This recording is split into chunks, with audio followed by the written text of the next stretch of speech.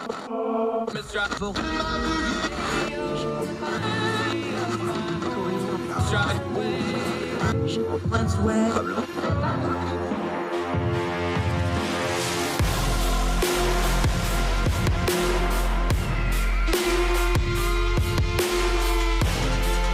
your host, Andrew Donaldson. This is Heard Tell. It's Heard Tell Show. I'm Andrew Donaldson. Thank you so much for joining us on this Wednesday. It is the 9th of March, the year of our Lord 2022 continues to roll along with a world that is roiling in turmoil, but we hope you have a little bit of peace and happiness wherever you are across the street or around the world. Going to talk a lot of different things today on the program. Going to talk a lot about gas. We got gas prices going up. We got Russian gas flowing through Ukraine despite the war. We have the president has finally come out and said we're going to do something domestically about not importing Russian oil following the suit of our friends in Europe. We're going to talk about that story.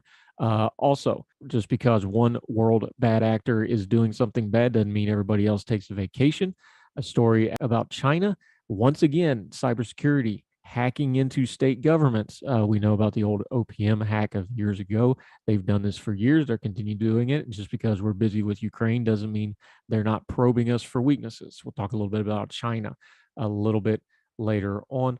At the end of the program, in our segment where we try to talk about a little bit of good news, a horrible tragedy gets a bit of a positive spin on it as a young man was slain in senseless criminal violence, and his classmates raised money for a new canine dog named in his honor to help protect the community. Great story. We will touch on that. Our friend, Michael Siegel, going to talk a little science, going to take a break from the politics a little bit. We're going to look out to the stars, talk a little bit about space like we always do with our astrophysicist friend, see what's going on out yonder in the stars. Also talk a little bit of COVID here domestically and some of the other things he has going on.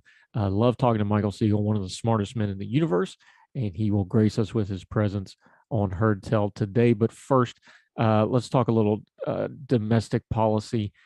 Folks, they're doing it again. We keep watching this movie over and over again from our friends at Punchbowl News. Excellent newsletter. Highly recommend you sign up for it. Punchbowl News, they cover Congress, the machinations that don't have time for a lot of the network news. Government funding, reading from Punchbowl News. Government funding expires Friday.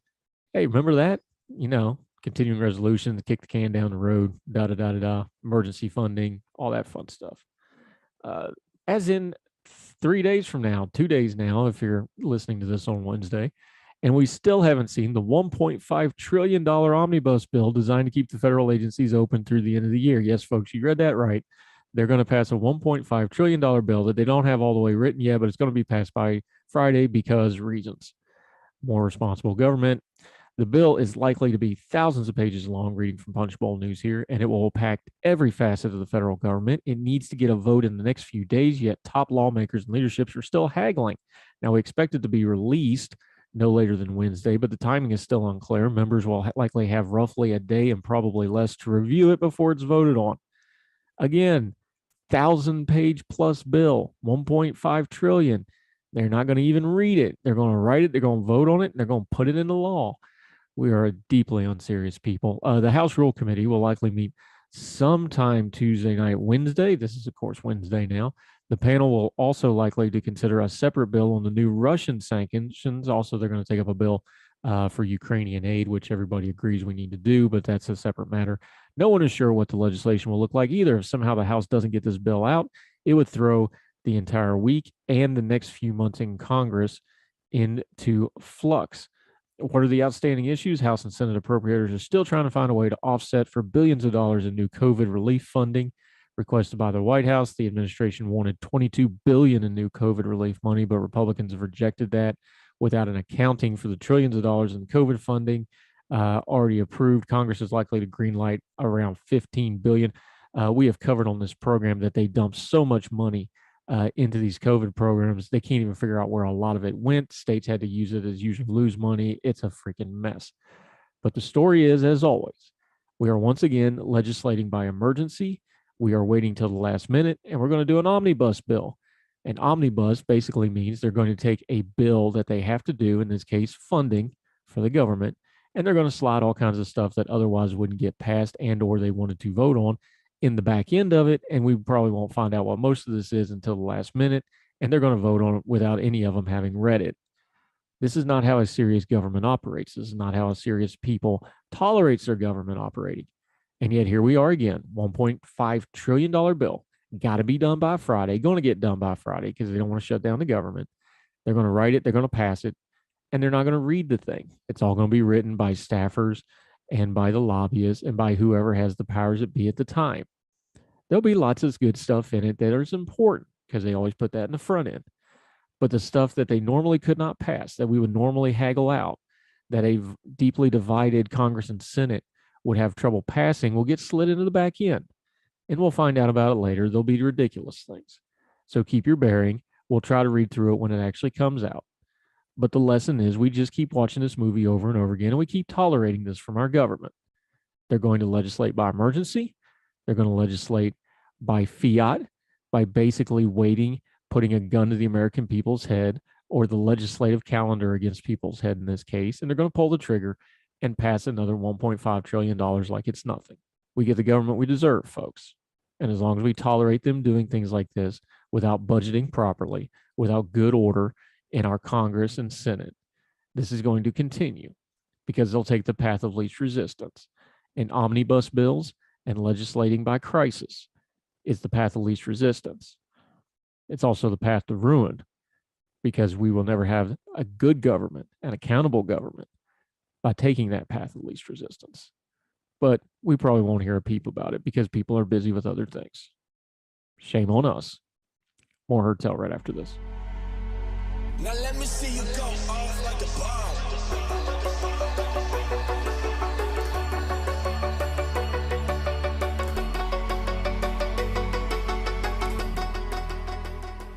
Welcome back to Heard Tell. One thing that we have been saying is sanctions are all well and good, but if you don't deal with the oil and natural gas that flows through Ukraine from Russia, you're kidding yourself because that's where Russia's money, power, and global influence flow through. President Biden yesterday finally came out and said that we are going to do some banning, some restrictions on importing Russian oil here in America. This comes on the back of another story about how in the first 10 days of the war, believe it or not, Europe actually accepted more natural gas from Russia that pumped through Ukraine. And the Ukrainians were having to risk their lives to try to keep the gas flowing. This is, of course, on its face ridiculous. Now, in the moment, these folks had to do what they had to do to survive. We understand that. They were doing their jobs. They kept the natural gas flowing to Europe. But it shows the complexity of what's going on. Now, the big debate domestically over this issue is President Biden rightly said this is going to hurt us commercially because it's going to raise gas prices. That's all true. Gas prices are raising. And he will try to spin it that it's not his fault because this is all Russia's fault. That's partially true. The other part of that, though, is gas prices were already rising because of policies. Now, we've talked about this before, especially with friends like Jericho Hill and economists when they come on. Gas prices are a lagging indicator, mostly. Now, when a world event like the war in Ukraine happens, it'll come a lot faster than usual, but usually gas prices are a lagging indicator. We have some domestic policies from the Biden administration over the last year that was driving up gas prices. The Biden administration makes no bones about their environmental agenda. They want more electric vehicles. They want less fossil fuels. They're very proud of this. But the price of that, of cutting down on domestic oil production, is gas prices are going to go up. So yes, it is going to be the Russians' fault that prices are going ever higher, but they were raising anyway because of the Biden domestic agenda. And that goes back to the previous administration under Trump as well. Again, these are lagging indicators, not all the president's fault, but it's not all not his fault either. It's a complicated thing. Keep your head when we're discussing it in public. And it's fair to point out that folks that want less fossil fuels in the future, it's going to cost more money in the present because the technology just isn't there to completely change it all over right now. I know folks want it to be, it just ain't. So be honest with people. If you're going to go with less domestic oil production for environmental or geopolitical reasons, either one, it's going to cost people at the pump and people are going to notice. And it's not the elite folks and the rich folks and the political class that feels that the most. It's average Americans. Be honest with them up front about your policies. If it's going to hurt, it's going to hurt. You can make your case, but people are going to notice, and they don't want to be talked to like they're stupid about it either, because they know what they're paying. And for the most part, they can get online and find out why. More Heard Tell right after this.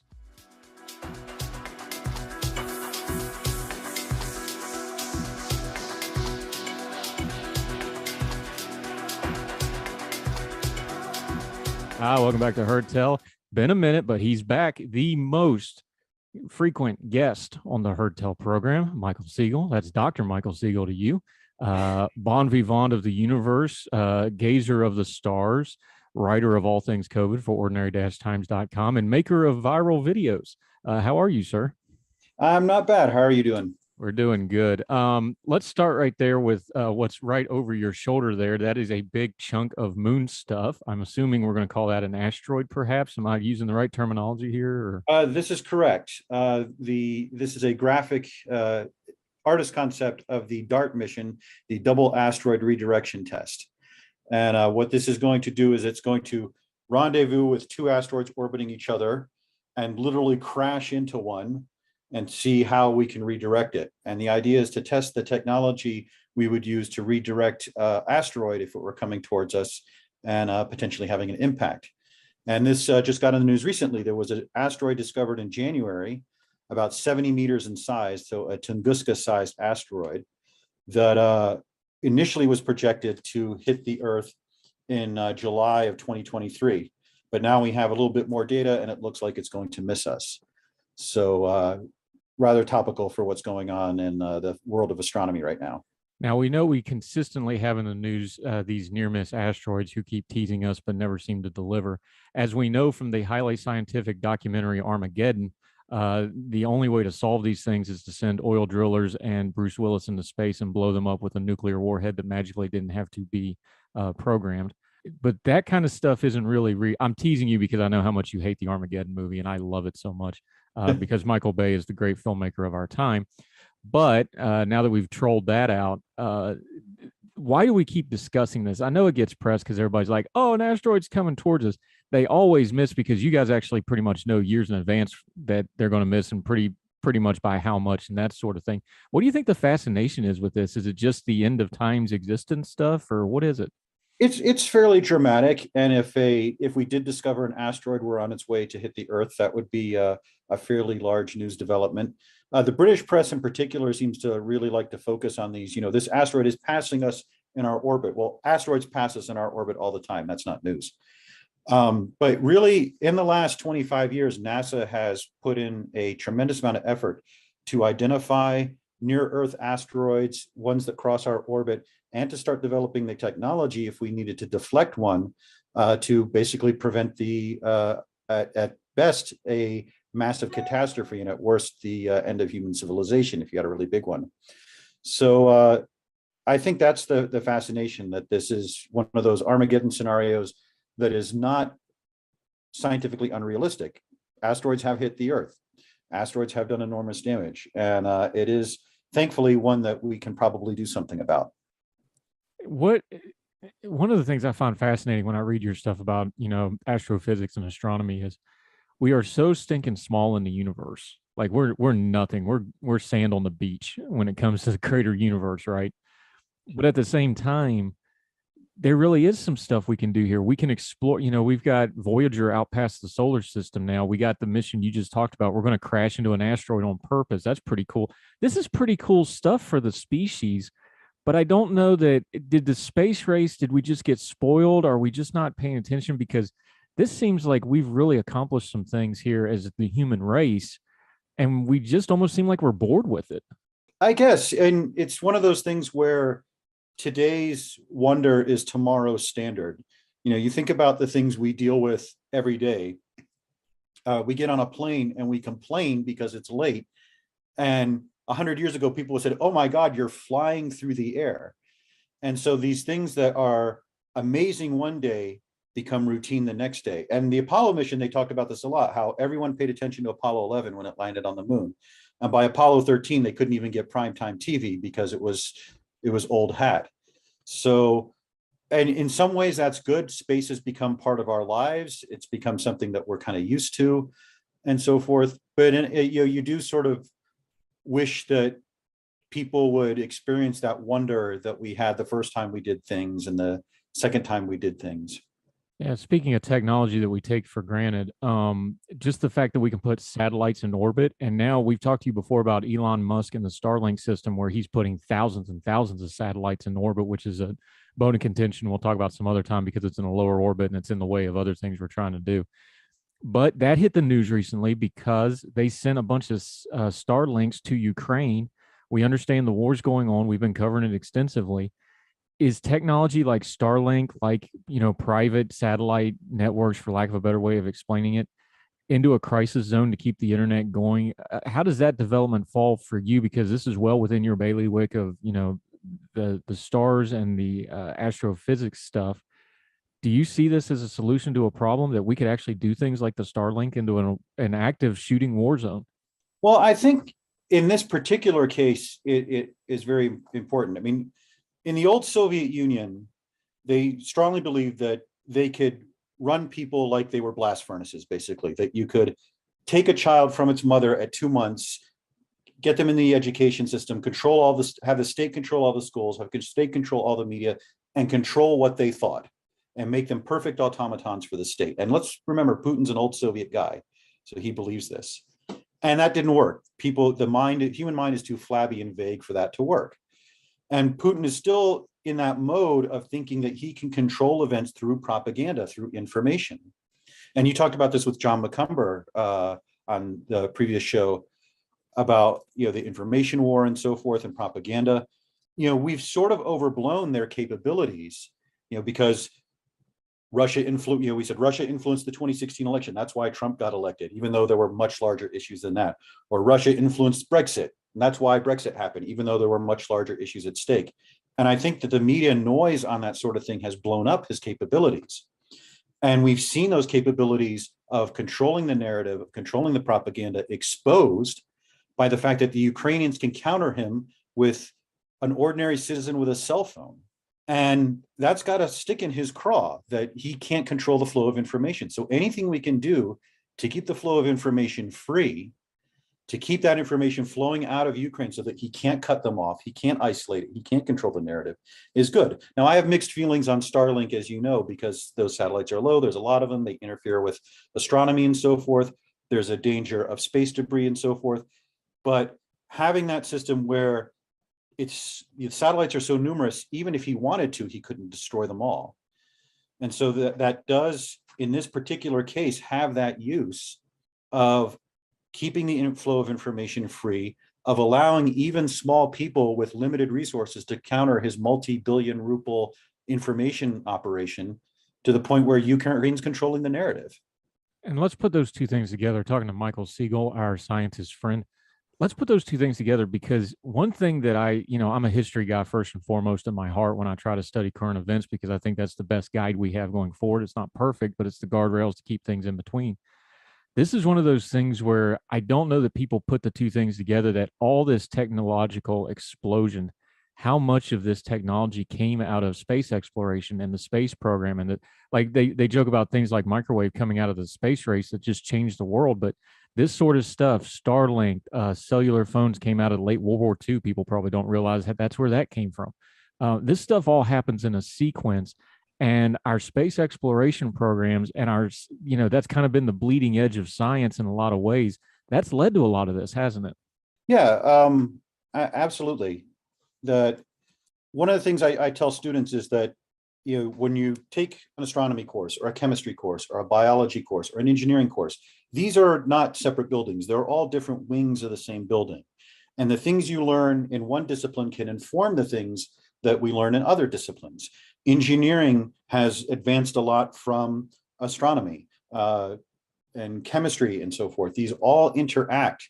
And so the more knowledge you have in general, the more that's going to flow in unexpected ways. There was an argument during the Cold War that classifying technology hurt us more than it hurt the Soviets, because preventing the free flow of scientific information slowed progress down. Whereas if you had free flow of information, our society, because it was open, because it had more freedom, could have a technological pace that Soviet Union could never match because they were strictly controlling the flow of information. And that's the thing about science. It flows in unexpected ways. There are discoveries made in one field that have relevance to other fields. And just to give one example that I've been involved with, we developed a part of an instrument for a spectrograph in South America that the manufacturer said, hey, you know what? This new technology we developed, this would be really useful for fighter planes to have much better and bigger heads-up displays. And so, we think of technology as you want to develop a cell phone and you take steps A, B, and C there. It's not that linear. You take steps A and B to this technology, you take C and D to this technology, and someone sees those two papers and puts those together in a new way and discovers something new.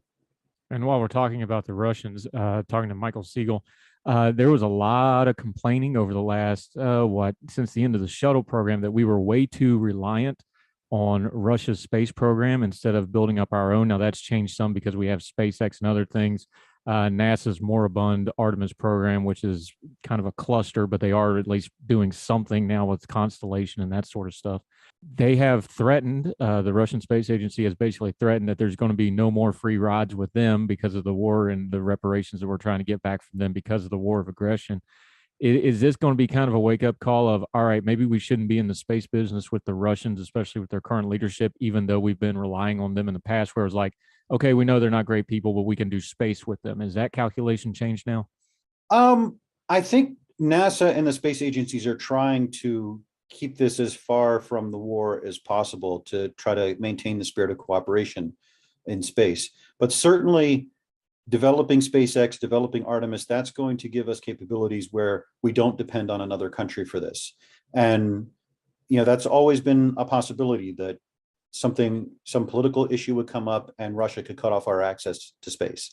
And having those capabilities where they can't make that threat, I think is not only good for us as a country and so forth, it's good for the spirit of cooperation in space, that it makes it so that making those threats is empty and there's no point in making them. Do you think that, because obviously SpaceX is got a heavy lift thing they're working on now, they're talking about, they're starting to talk about plans for bringing the ISS down sometime in the not too distant future. Do you think that cooperation will just kind of naturally grow apart anyway, even without the current crisis? Because like you said, we just seem to be having some disparative things here where, SpaceX doesn't need to talk to the Russians to do their stuff. Do you think this is just kind of a natural evolution on top of the geopolitics involved? It's hard to say. I mean, China just put up their own space station, and so they've shown that, one country can do it. It's certainly better when we have cooperation. And I think that NASA, and in particular, has seen that the space program as sort of a way of establishing détente. When they had the Apollo-Soyuz mission, for example, showing that Americans and the Soviets could work together in space. So it's very hard to know how things are going to go. I mean, we have no idea what the political future of Russia is and so forth. I think that given the challenges and the difficulties and the expense, the more international cooperation you have, the better. But at some point, if a country is a bad actor, you may have to just go it alone, or with countries that are not bad actors. Yeah, I'm talking to Michael Siegel, our scientist friend, our stargazer par excellence at ordinary-times.com and elsewhere. He's also a teacher. When we come back, we're going to talk some more space. We're going to talk about his Thursday throughput feature. He's got some cool stuff in there, including interview with the vampire through the stars. That's going to be fun to discuss. Lots more with Michael Siegel when we come back on Heard Tell right after this.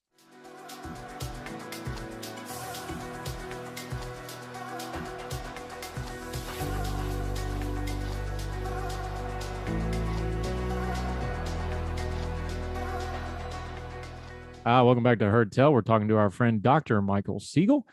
He looks at the stars for a living and then writes about it in ordinary-times.com for us. He also makes YouTube videos about movies. Okay, you've done some funky videos about astronomy and pop culture. You've done romantic comedies.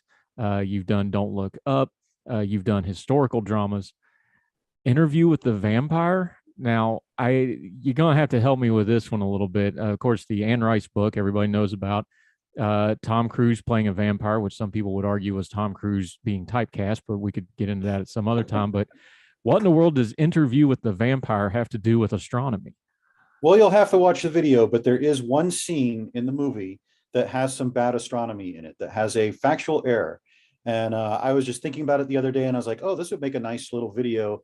And really, I use these videos, to talk about movies because I love movies, but also to sometimes talk about the scientific principles involved and talk about how astronomy works, how we measure things, how we calculate things, how stars work, and so forth. So often it's just a vehicle to give a sort of painless lesson in astronomy, sort of some of the basic stuff that that we take for granted.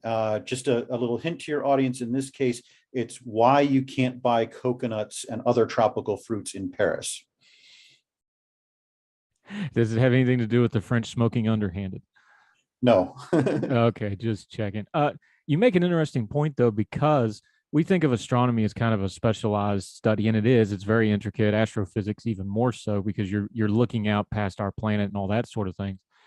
But one thing, the reason I like you doing that is because there is a lot of stuff in astronomy that just filters into everyday life, and everything from astrology to how we keep time to how we keep calendars.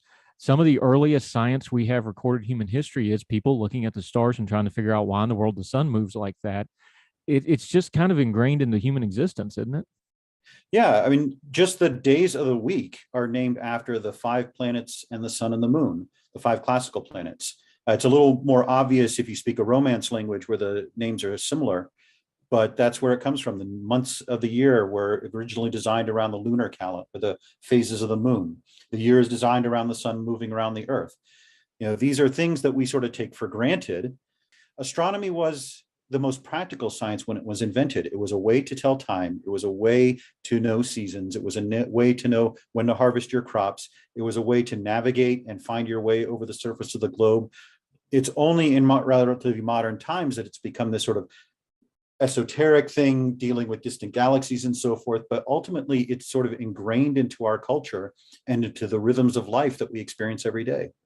What do you see the future of astrophysics and astronomy, the science? Because we've been talking a lot about science, but we've been talking about Earth-based sciences. We've been talking about coronavirus. We've been talking about things like this. Where's the future going with that? Because it seems like we're pushing the technological limit. You've talked about the new space telescope that just went up and how much it's different, but it's also a whole lot better than the old Hubble was. We keep pushing the technological edge though, but do you see like big leaps coming, or are we in a period of time where it's going to be incremental process? Where do you see the future of astronomy and astrology here in the next few years? Well, the future of astrology I can't talk about, but My fault. I said astrology and not astronomy. That's the astrology is that thing in the back of the TV. Now I'm dating myself. The back of the TV guide used to have astrology in it. Astronomy. I apologize, sir. Go ahead. No, that's fine. I just couldn't resist the joke.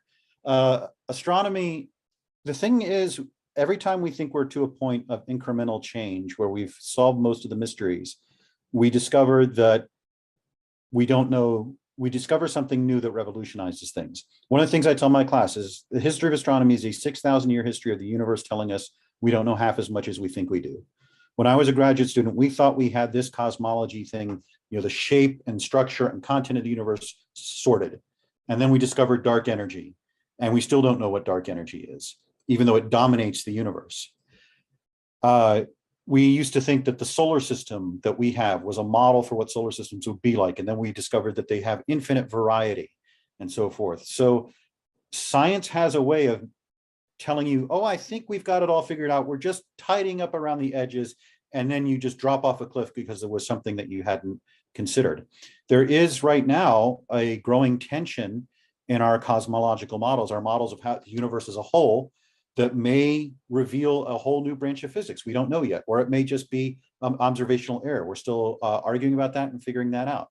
I think the big thing for the 21st century as we go forward for the next few decades is trying to find the evidence of life outside of our own Earth, both within our solar system to see if Mars had life early in its history or Europa has had life at some point, and looking at extrasolar planets. Our technology is improving to the point where we may be able to look at the atmospheres of planets in other star systems and see what's there.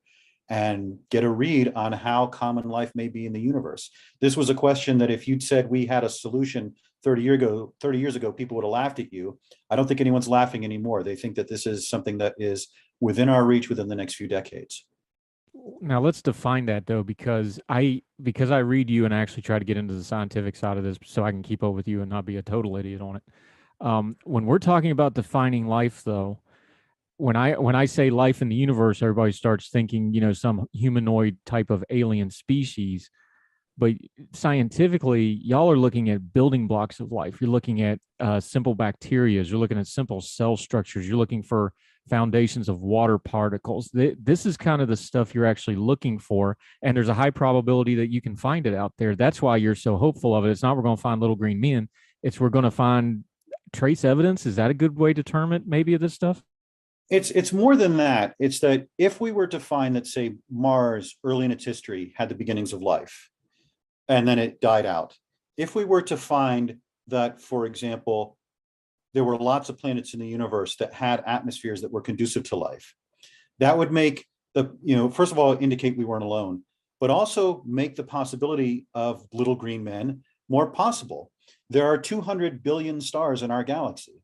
And based on our current knowledge, we estimate there are tens to hundreds of billions of planets that are in the habitable zones of their stars.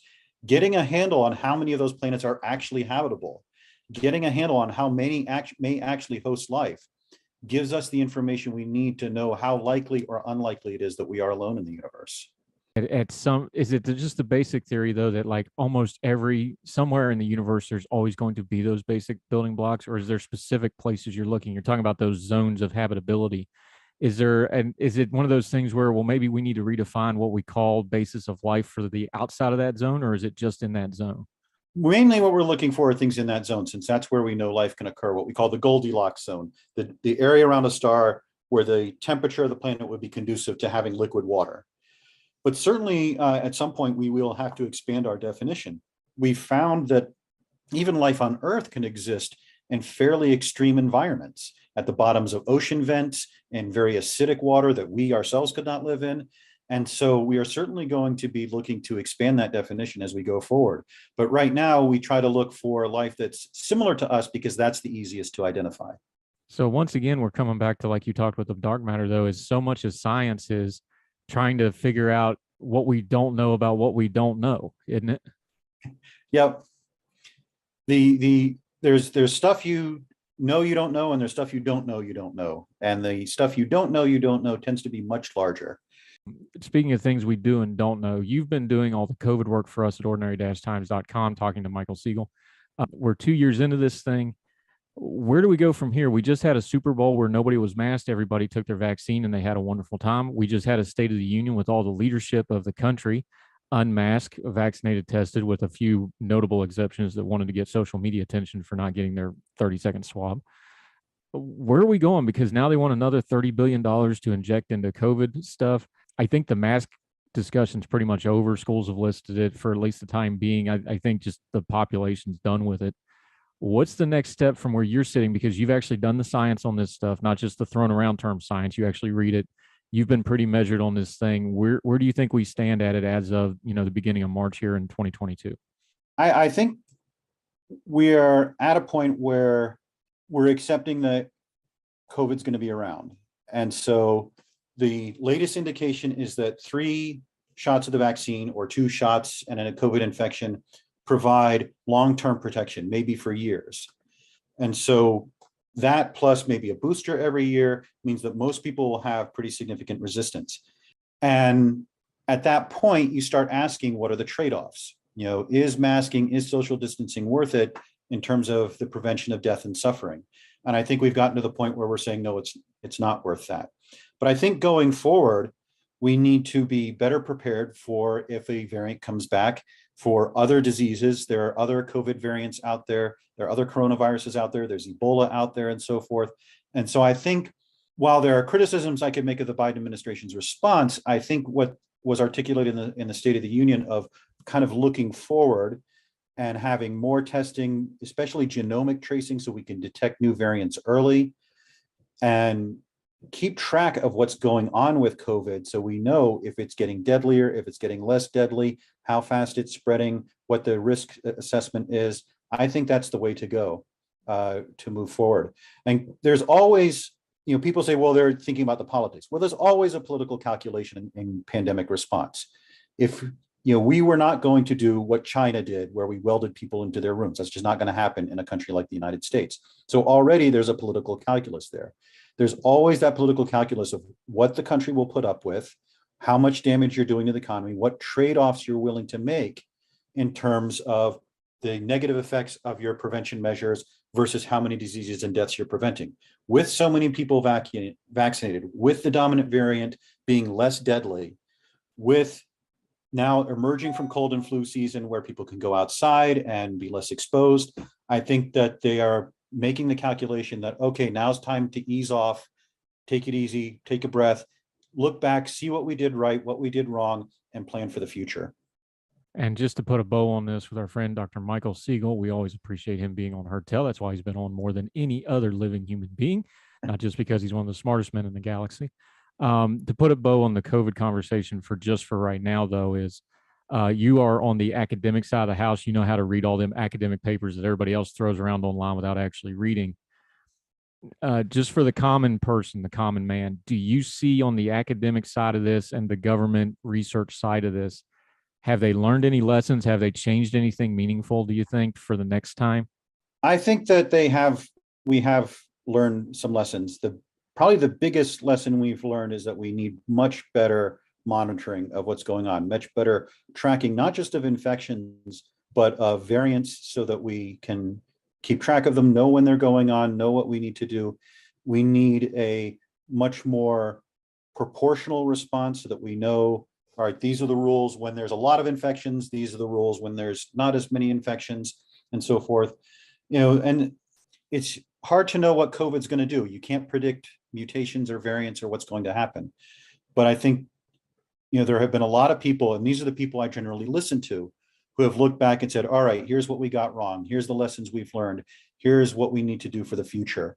And I think that's the conversation we need to be having, not so much throwing blame around it at both sides, the sides that underreacted and the sides that overreacted, but saying, all right, what do we do right? What do we do wrong? What's sustainable? What will the American people put up with? And how does that inform our future strategies? Yeah, and as you've explained to me, and I want to use this as the bullet point for our conversation with Michael Siegel today, any science that doesn't admit where it's right and wrong and reviews itself, that ain't science anymore. So appreciate your insight on all this, my friend. Let folks know where they can follow you on social media, where they can get that great writing, where they can look up that interview with the vampire via astronomy. See, I said it right there that time, and I didn't even have to use the Blue Oyster Cult song for it. Let folks know where they can find you, my friend. Basically, just go to ordinary-times.com. That's where I do most of my writing, and it has links to my YouTube and Twitter accounts and everything I write up there. That's I like to keep things simple and go through one outlet so you can find where I am. And we're very, very thankful to have him. He's the kind of people we love to have and to discuss things. He has great insight, good guy, and also a Twitter Supper Club member in good standing. We look forward to you getting back to cooking soon, my friend. I know it's been a little crazy at your house lately, but you do good work, sir, and we appreciate your time very much. Well, you're doing great work on the show. I'm glad to be on here. Yep, you're going to keep being a regular because you make me look smart. So talk to you soon, my friend. Michael Siegel. Talk to you next time, sir. All right.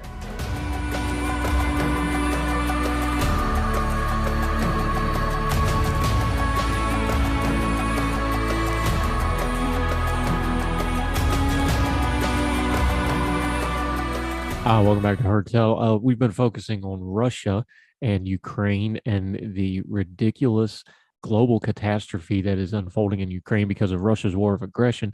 But we always have to be mindful that just because one bad actor in the world is doing something really bad that's dominating our attention, other bad actors are not resting on their laurels. They're still doing bad stuff too. To point, China. Story from NBC News. Hackers working on behalf of the Chinese government broke into the computer networks of at least 6 state governments in the United States in the last year, according to a report released Tuesday by cybersecurity firms. The report from Mandiant does not identify the compromised states or offer motives for the intrusions. Well, we know what the motives are. which began last May, but the Chinese group believed to be responsible for the breaches, APT 41, APT 41, I'm not sure how you say it. You can pick it apart however you wish, is known to launch hacking operations both for old-fashioned espionage purposes and for financial gain. Quote, while the ongoing crisis in Ukraine has rightfully captured the world's attention and the potential for Russian cyber threats are real, we must remember that other major threat actors around the world are continuing their operations as usual, said Jeff Ackerman, the principal threat analysis at Reston, Virginia-based Mandiant Incorporated. He added in a statement, we cannot allow other cyber activity to fall by the wayside, especially given our observations that this is a campaign from APT 41, one of the most prolific threat actors around. State agencies remain ripe targets for hackers, even as the Biden administration has announced additional steps to safeguard federal government systems from hacking. That is especially urgent concern in the light of the massive SolarWinds espionage campaign in which Russian intelligence operatives exploited supply chain vulnerabilities to break into the networks of at least 9 U.S. agencies and dozens of private sector companies. In this case, the report says the hackers exploited a previously unknown vulnerability in an off-the-shelf commercial web application used by 18 states for animal health management. In addition, they exploited a software flaw known as Log4j that was discovered in December and that U.S. officials said was possibly present in the hundreds of millions of devices. The hackers began exploiting the vulnerability within hours of an advisory that disclosed it to the public, and late last month, they recompromised 2 previous state government victims. The report said the hackers, quote, persistence to gain access to government networks, exemplified by recompromising previous victims and targeting multiple agencies within the same state, shows that whatever they are after, it is important. We found them everywhere, and it is unnerving. The same hacking group was complicit in the 2020 Justice Department indictment that accused Chinese hackers of targeting more than 100 companies and institutions in the U.S. and abroad, including social media and video game companies, universities, and telecommunications providers. Quote, through all that, some things remained unchanged. APT 41 continues to be undeterred by the U.S. Department of Justice, go figure, indictment in September of 2020, said the Mandiant report. The Chinese government in the past has described itself as a staunch defender of cybersecurity. Kind of like, Russia's liberating Ukraine by, leveling cities, and has dismissed U.S. accusations of hacking as, quote, groundless speculation. Mandiant is being acquired by Google in a deal worth $5.4 billion, by the way. The company's announced on Tuesday. We'll have to get our buddy John McCumber back on. He's a cybersecurity expert for years and years and years. He can describe this stuff in detail. First thing he would say about this piece is he hates the term hacker. It's a nonsense term. It means one thing to some folks, means not much to cybersecurity people. What happens is there's vulnerabilities and there's threats, and you deal with them accordingly. The problem with state level governments is they just don't usually have the resources, the wherewithal, or the oversight to chase these things as fast as people and bad actors that are looking to exploit these vulnerabilities can put them up. Now, one thing about China we know, let's rewind in time a little bit. The Office of Personnel Management hack, the OPM hack, one of the biggest breaches of data in the history of the United States of America, where they got government and military records, millions of them. China's been doing this for years. They'll continue to do it for years. The reason they like to target things like state level governments, universities, gaming, they want that personal information, and they want trends, and they want databases to go through, and they want to do that not only for intelligence purposes, but also for untoward purposes, like being able to get into people's private information in case they ever need to do something like mess with the banking system or mess with the infrastructure system. We all remember the Marathon pipeline thing. You have malware attacks. They could source that out to third-party actors. And as John talked about last time he got here, the Ukraine war has not gone according to cyber plans, because it turns out the Russians farming all this out to third-party folks. Some of those third-party folks didn't want to help them with Ukraine. China's a little different. They don't farm their stuff out nearly as much. They like to keep direct state control. And here we are, something to keep an eye on. Just because one bad actor is busy doesn't mean the others are taking a holiday. In fact, they're not. They're busier than ever, especially when we're distracted with other world events. More Heard Tell right after this.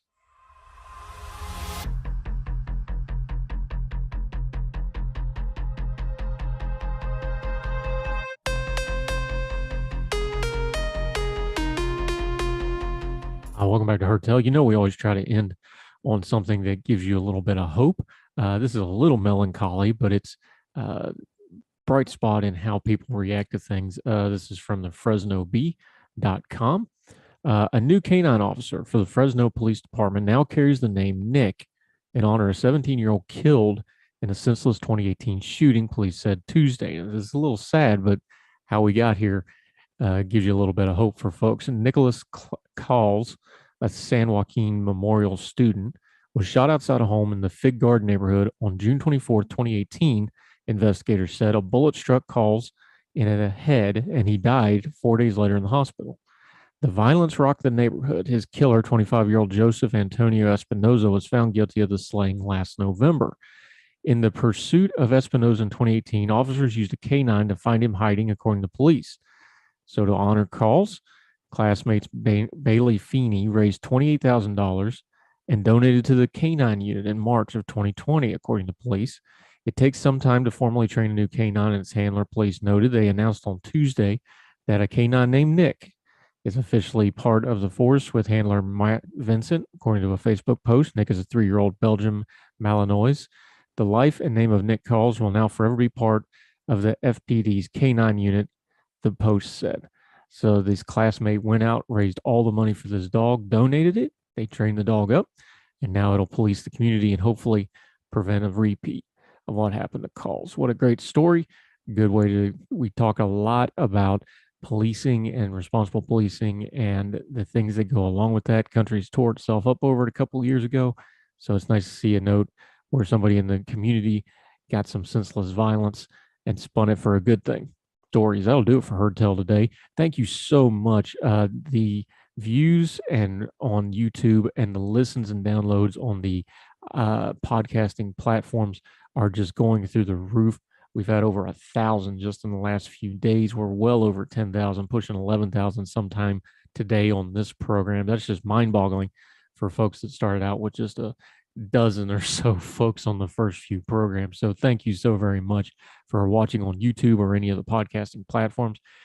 Keep sharing it. All of those platforms have a share button. It only costs you a click, but it's a big deal to us. Let people know how to find our program. Let them know where to find Hertel. Let them know where to find our little effort to turn down the noise of the news cycle and give you as good information as we possibly can. One other thing you can do for us, make sure you're subscribing however you're listening or watching this program. That way you don't miss a thing that we're doing and put out. You get Hertel every morning. You get the good talks every afternoon. You'll get the long form podcasts when we do those. The back catalog is now well over 130 different pieces of information that you can listen to. It's quite a lot, and we're happy to bring it to you. Leave a rating and a comment, if you will. Those also help people find our little program, and we appreciate you greatly for it. So wherever you and yours are, across the street or around the world, we hope you are well. We hope you are well fed, and we'll talk to you again tomorrow on Hertel. All the music on Hertel is provided under a Creative Content license from monstercat.com.